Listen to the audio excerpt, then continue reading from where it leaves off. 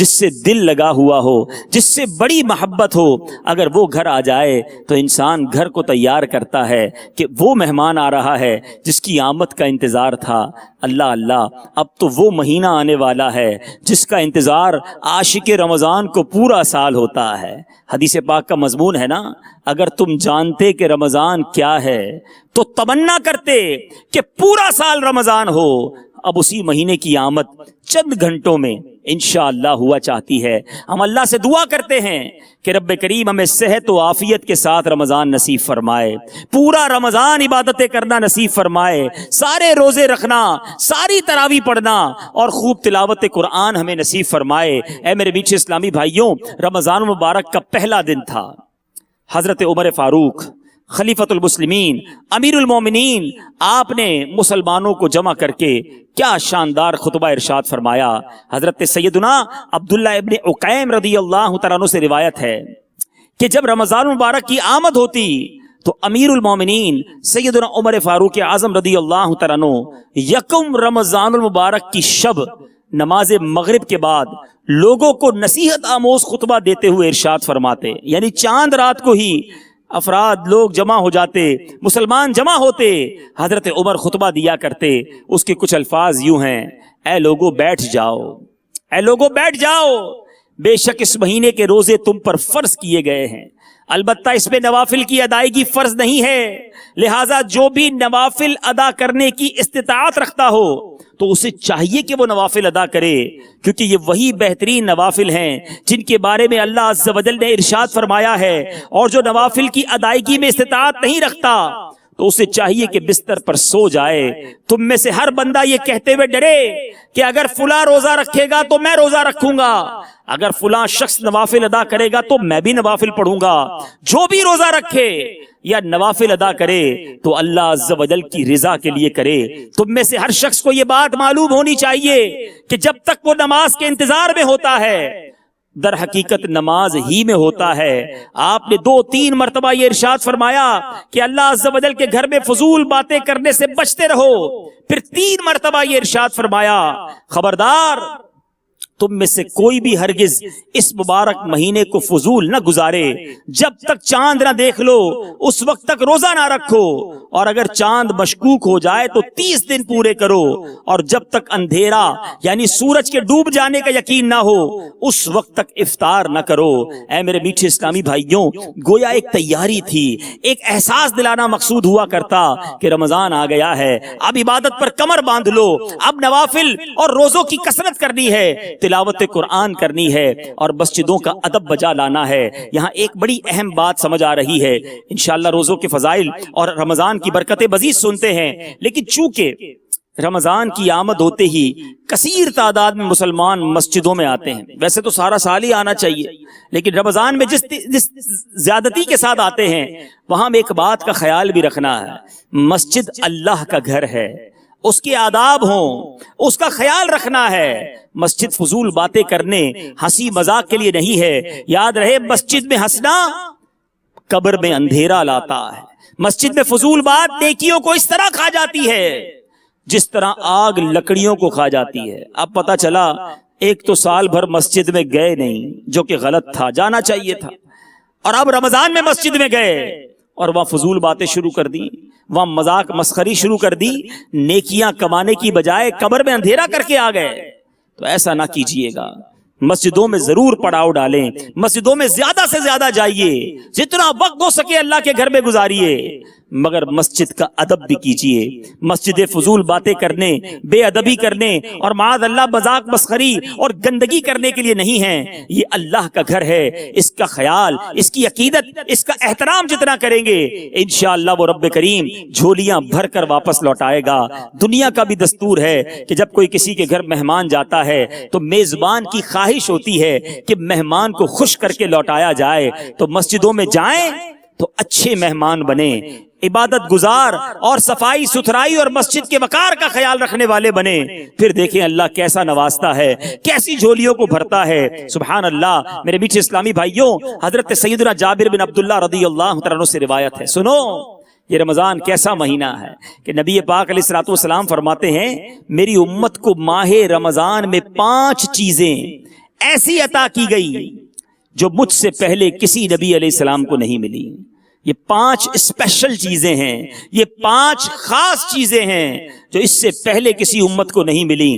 سنو جو ہمیں ملنے والی ہیں۔ پہلی بات جو نبی پاک نے ارشاد فرمائی، جب رمضان المبارک کی پہلی رات آتی ہے، غور سے سنیے، جب رمضان المبارک کی پہلی رات آتی ہے تو اللہ عز و جل ان کی طرف نظر رحمت فرماتا ہے، یعنی مسلمانوں کی طرف نظر رحمت فرماتا ہے، اور جس کی طرف اللہ عز و جل نظر رحمت فرمائے اسے کبھی عذاب نہ دے گا۔ لیکن ذرا غور کیجئے، جیسے ہی پتہ چل جائے کہ رمضان کا چاند نظر آ گیا ہے، کیا کیفیت ہونی چاہیے کہ آج نگاہ رحمت ہونی ہے، اور جس پر نگاہ رحمت ہو گئی اسے عذاب نہیں دیا جائے گا۔ تو اے کاش پہلی رات ہی رکت میں گزرے، پہلی رات ہی روتے میں گزرے، پہلی رات ہی دعاؤں میں گزرے کہ مولا، ہم نے حدیث میں سنا ہے کہ آج کی رات تو بندوں پر رحمت کی نگاہ فرماتا ہے۔ اے مالک، یہ گناہگار بندہ بھی نگاہ رحمت کا امیدوار ہے، تو پہلی رات ہی سے تیار ہو جائیے، پہلی رات ہی سے کمر بستہ ہو جائیے کہ انشاءاللہ ماہ رمضان کی پہلی رات ہی سے اللہ کی نظر رحمت حاصل کرنی ہے۔ دوسری بات، میرے آقا فرماتے ہیں شام کے وقت ان کے منہ کی بو، روزہ دار پورا دن بھوکا رہتا ہے نا، اس کے منہ سے ایک بو آتی ہے، چونکہ پیسٹ وغیرہ بھی نہیں کر سکتے، تو اب کئی لوگ اس کو عجیب فیل کرتے ہیں کہ یار روزہ رکھا مگر منہ میں بدبو ہو گئی۔ نہیں، سنو میرے آقا فرماتے ہیں شام کے وقت روزہ دار کے منہ کی بو اللہ عز و جل کے نزدیک مشک کی خوشبو سے بھی بہتر ہے۔ کیا بات ہے روزہ دار کی، سبحان اللہ۔ تیسری بات، فرشتے ہر رات اور دن ان کے لیے دعائیں مغفرت کرتے رہتے ہیں۔ اے خوش نصیب روزہ داروں، ذرا سوچو، آج ہم کسی نیک شخص کو دیکھیں، کسی عالم دین کو دیکھیں، کسی بزرگ کو دیکھیں، تمنا ہوتی ہے کہ یہ میرے لیے دعا کر دیں، بڑی اچھی بات ہے، کروانا چاہیے، مگر روزہ دار کے وارے نیارے تو دیکھیں کہ روزہ دار روزہ رکھے، صبح سے لے کر شام تک، شام سے لے کر صبح تک فرشتے دعائیں مغفرت کرتے رہتے ہیں۔ چوتھی فضیلت میرے آقا فرماتے ہیں اللہ تعالیٰ جنت کو حکم فرماتا ہے۔ اللہ اللہ، تیاری دیکھو، تم رمضان کی تیاری کر لو، پھر دیکھو تمہارے لیے جنت میں تیاریاں ہونا شروع ہو جائیں گی۔ اللہ جنت کو حکم فرماتا ہے میرے نیک بندوں کے لیے آراستہ ہو جا، ان قریب وہ دنیا کی مشقت سے میرے گھر اور کرم میں راحت پائیں گے۔ گویا رمضان کے روزہ داروں کے لیے جنت تیار کی جاتی ہے، جنت آراستہ کی جاتی ہے۔ اور 5واں کرم کیا ہوتا ہے؟ نبی پاک فرماتے ہیں جب ماہ رمضان کی آخری رات آتی ہے، یہ بڑی امپورٹنٹ بات ہے، بڑی اہم بات ہے، غور سے سنیے گا۔ جب ماہ رمضان کی آخری رات آتی ہے تو اللہ عز و جل سب کی مغفرت فرما دیتا ہے۔ قوم میں سے ایک شخص نے کھڑے ہو کر عرض کی یا رسول اللہ صلی اللہ تعالی علیہ وسلم، کیا یہ لیلۃ القدر ہے؟ ارشاد فرمایا نہیں، کیا تم نہیں دیکھتے کہ مزدور جب اپنے کاموں سے فارغ ہو جاتے ہیں تو انہیں اجرت دے دی جاتی ہے۔ مزدوری ملنے کی رات، انعام ملنے کی رات ہوتی ہے جو کہ رمضان کی آخری رات ہوتی ہے، مگر بدقسمتی سے عجیب معاملہ ہے، پورا مہینہ عبادت کی، پورا مہینہ روزے بھی رکھے، مسجدوں میں بھی جاتے رہے، مگر جیسے ہی عید کا چاند نظر آتا ہے مسجدیں ویران ہو جاتی ہیں۔ مغرب تک تو رش تھا کیونکہ رمضان تھا، مغرب کے بعد اگر عشاء سے پہلے اعلان ہو گیا کہ چاند نظر آ گیا تو عشاء میں نمازی کم ہو جاتے ہیں، بازار بھر جاتے ہیں، بے پردگی بڑھ جاتی ہے، فلموں کے ٹکٹ بک ہونا شروع ہو جاتے ہیں، مخلوط تفریح گاہوں کے لیے تیاریاں شروع ہو جاتی ہیں۔ ذرا بتائیے کیا ہو رہا ہے؟ یہ اعلان زبان سے نہیں مگر عمل سے یہ اعلان ہوتا ہے کہ اے شیطان تو پورا مہینہ بند تھا، اب آج تو آزاد ہوا ہے تو ہم تیرا کھل کر استقبال کریں گے۔ کھل کر رب کی نافرمانی کرتے ہیں لوگ، ذرا سوچئے کتنی بڑی بے وقوفی ہے۔ حالانکہ چاند رات جو عید کی رات ہے اسے انعام ملنے کی رات، لیلۃ الجائزہ، مزدوری ملنے کی رات کہا گیا، مگر لوگ مزدوری لینے والی رات اللہ کی نافرمانی میں لگ جاتے ہیں۔ تو نیت کر لیں انشاءاللہ رمضان کی پہلی رات بھی عبادت کریں گے، اور اگر رمضان کی چاند رات آ گئی، عید الفطر کی رات آئی، وہ رات بھی اللہ کی عبادت میں گزاریں گے، اللہ کی نافرمانی نہیں کریں گے۔ اے میرے بیٹھے اسلامی بھائیوں، اس مہینے کے اتنے فضائل ہیں، بیان کرتے چلے جائیں، وقت ختم ہو جائے گا لیکن فضائل ختم نہیں ہوتے. اللہ اللہ. نبی پاک علیہ الصلوۃ والسلام فرماتے ہیں رمضان شریف کی ہر رات، سنو کیا ہوتا ہے اس رات، ہر شب میرے آقا فرماتے ایک منادی ندا کرتا ہے. ندا دینے والا آسمان دنیا سے یہ ندا کرتا ہے، اے اچھائی مانگنے والے مکمل کر، یعنی اللہ تبارک و تعالیٰ کی اطاعت کی طرف آگے بڑھ اور خوش ہو جا. اے شریر شر سے باز آ جا اور عبرت حاصل کر. ہے کوئی مغفرت کا طالب کہ اس کی طلب پوری کی جائے، ہے کوئی توبہ کرنے والا کہ اس کی توبہ قبول کی جائے، ہے کوئی دعا مانگنے والا کہ اس کی دعا قبول کی جائے، ہے کوئی سائل کہ اس کا سوال پورا کیا جائے. اللہ تبارک و تعالی رمضان المبارک کی ہر شب میں افطار کے وقت 60,000 گناہگاروں کو دوزخ سے آزاد فرما دیتا ہے، اور عید کے دن سارے مہینے کے برابر گناہگاروں کی بخشش کی جاتی ہے. ذرا سوچئے تو صحیح میرے میٹھے اسلامی بھائیوں، یہ کیسی راتیں ہیں. انسان سارا سال تو یہ دعا کرتا ہے یا اللہ میری مغفرت کر دے، میری توبہ قبول کر لے، میری جو مصیبتیں ہیں دور فرما دے، مگر رمضان کی راتوں میں تو گویا رحمت کی صدا آ رہی ہے کوئی مانگنے والا کہ اس کی مراد پوری کی جائے، ہے کوئی مغفرت کا سوالی کہ اس کی مغفرت کر دی جائے، ہے کوئی توبہ کرنے والا کہ اس کی توبہ قبول کی جائے. ذرا سوچئے میرے میٹھے اسلامی بھائیوں ان راتوں کو کیسے گزارنا ہے. ارے ہونا تو یہ چاہیے کہ رات کے کسی پہر میں جا نماز بچھاؤں، ہاتھ اٹھاؤں، سر جھکاؤں اور آنسو بہاؤں کہ مولا اس وقت یہ ندائیں دی جا رہی ہوں گی کہ ہے کوئی مانگنے والا، مالک تیرا بندہ مانگنے کے لیے موجود ہے، میری جھولی بھر دے مولا.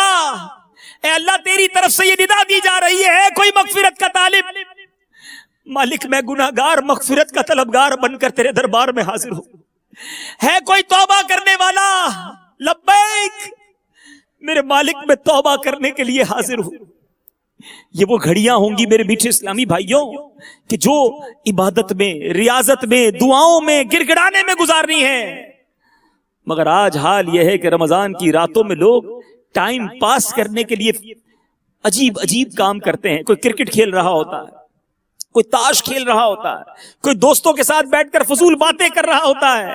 ایک طرف مغفرت کے پروانے تقسیم ہو رہے ہیں اور مغفرت کی طلب کرنے کی بجائے بندہ رب کو ناراض کرنے والے کاموں میں لگا ہوتا ہے. یہ بہت بڑی بے وقوفی ہے.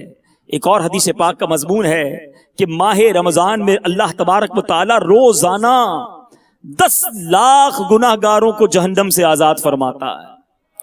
یہ افطار کا وقت ہے نا جو میرے میٹھے اسلامی بھائیوں، یہ بڑا مبارک وقت ہے. نارملی کیا ہوتا ہے افطار کے وقت فکر یہ ہوتی ہے کہ شربت آ گیا کہ نہیں آیا، سموسے آ گئے نہیں آئے، دہی بڑے آئے نہیں آئے، ہمارا دسترخوان کمپلیٹ ہوا کہ نہیں. حالانکہ یہ قبولیت کا وقت ہے، یہ مغفرت کا وقت ہے. کبھی تو ایسا ہو کہ افطار کے وقت ہاتھ اٹھے ہوں اور آنسو بہ رہے ہوں کہ مولا آج 10 لاکھ بخشے جائیں گے، آج بخشے جانے والوں میں میرا نام بھی لکھ دے، میرے ماں باپ کا نام بھی لکھ دے. اے اللہ تیرے خزانوں میں کمی نہیں، آج بخشے جانے والوں میں میرے گھر والوں کا نام بھی لکھ دے. مانگنے کی گھڑیاں ہوتی ہیں اور ہم کھانے پینے میں لگے ہوتے ہیں، اس کی تیاریوں میں لگے ہوتے ہیں. اللہ سلامت رکھے کہ بلا شیخ طریقت امیر اہل سنت کو کیا انداز سکھا دیا، کیا انداز دکھا دیا کہ افطار کے وقت ان لوازمات کا خیال نہیں.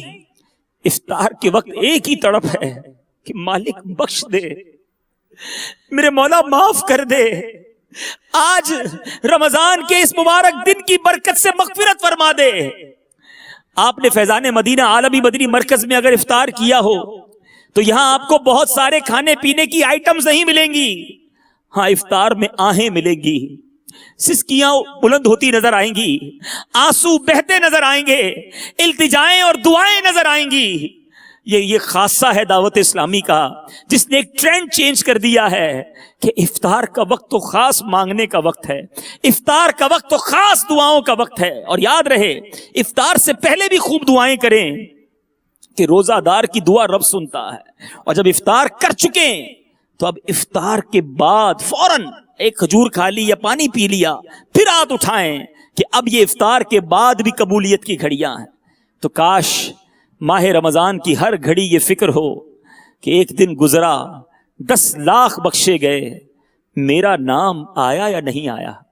میں بخشا گیا کہ نہیں بخشا گیا. یاد رہے اس مہینے میں بخشش ضرور کروانی ہے.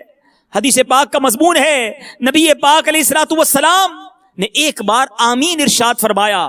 صحابہ کرام نے عرض کی یا رسول اللہ صلی اللہ تعالی علیہ وسلم آپ نے آمین کس وجہ سے ارشاد فرمایا؟ نبی پاک نے کچھ اس طرح فرمایا کہ ابھی ابھی جبریل امین میرے پاس آئے اور دعا کی کہ یا اللہ عز و جل جو ماہ رمضان کو پالے اور اپنی مغفرت نہ کروا سکے وہ ہلاک ہو جائے. آقا فرماتے میں نے اس دعا پر آمین ارشاد فرمائی ہے. اے مدنی مرکز باب المدینہ کراچی میں جمع ہونے والے عاشقان رسول، اے مدنی چینل کے ناظرین، ذرا سوچئے دعا کرنے والا کون ہے اور اس پر آمین کہنے والا کون ہے؟ دعا کرنے والا فرشتوں کا سردار، آمین کہنے والے ہمارے آقا جو نبیوں اور فرشتوں کے سردار ہیں. اب یہ دعا تو قبول ہے نا، یعنی گویا جس نے رمضان پایا اور اپنی مغفرت نہ کروا سکا وہ ہلاک و برباد ہو جائے گا.